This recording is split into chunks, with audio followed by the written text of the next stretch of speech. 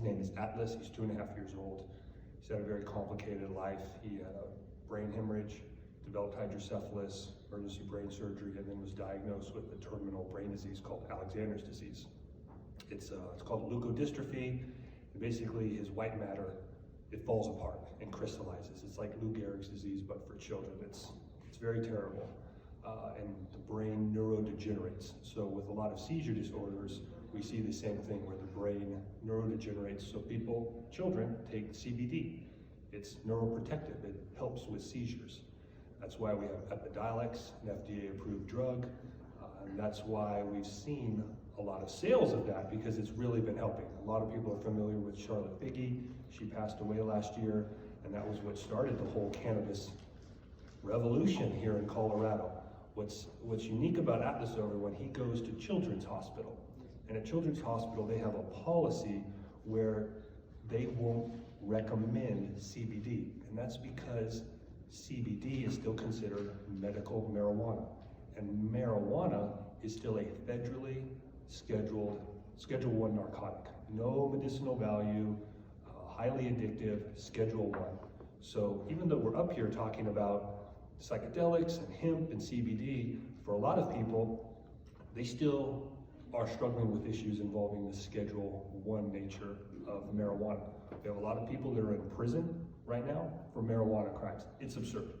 Like in 2021, it's absurd that anybody is in jail for some petty, nonviolent cannabis crime while people are making millions and millions of dollars legally. So that's one issue, is freeing plant prisoners. But the other one, particularly the Atlas, is access to research. Because it's still Schedule 1 cannabis, there is no research going on.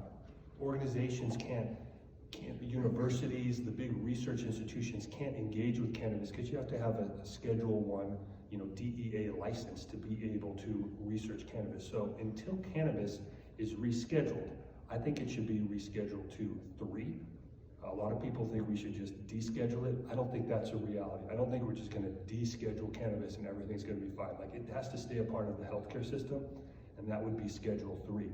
That would do 2 things. It would free plant prisoners, because if it was Schedule 3, there would be no reason for people to be in jail for having possessed a minor amount of a Schedule 3 drug.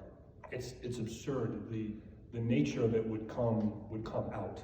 And then the other one is access to research, so that kids, patients, people like my son Atlas, we could research CBD in a much more clinical sense. And like an example of that is Epidiolex is approved for Dravet syndrome and Lennox-Gastaut. It's not approved as a neuroprotectant, so you cannot be prescribed CBD by a doctor unless you have one of these rare epilepsy conditions, or unless they prescribe it off-label. So that's the catch-22 right now, is we know it's working. We have a conference like this all about CBD. We know it's helping a lot of people. It's great in palliative care with pain reduction because we have an endocannabinoid system that it regulates and helps create homeostasis in all of our bodies. But yet a lot of people are in jail because they've possessed, THC or a, phytocannabinoid, or they can't get access to it. And we think everything is all rosy because we live in Colorado and we see CBD everywhere. But for people that are in the healthcare system or in the correctional penal system, it's still insane right now.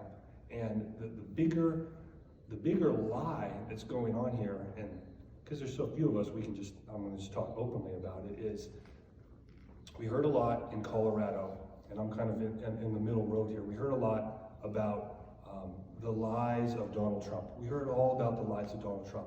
But the big issue that's going on in our world in cannabis is we thought we were going to have cannabis decriminalized. We thought that the Democrats were going to come in. There was this huge vote that was done. It was a close election, and it was all under the veil of we're going to legalize cannabis. We're going to push through this legislation. But that's not what's happening, everyone. We're not seeing that activity right now. And it's very likely that even though the Democrats came in and were like, hey, we're riding this legalized cannabis bandwagon, I don't know if that's going to happen. So I hope that it does. I observed that was a campaign promise that they were going to support cannabis. We saw a lot of increase in stock prices right when the election happened, but yet, where's it going? we're not seeing plant prisoners being freed. Kids like my son Atlas are not being able to get access to CBD because it remains in that Schedule 1 system. So until we go from Schedule 1 to Schedule 3, it's criminalized. And we're living in kind of a state reality here in Colorado and other medical and recreational states, but that's not true for people that live in the federal reality. That's people in prison, people like Atlas who cannot get access to CBD. So that's my little talk. Those are like the reasons why I'm here talking about this. These are very close issues to me, and then everything cascades from that.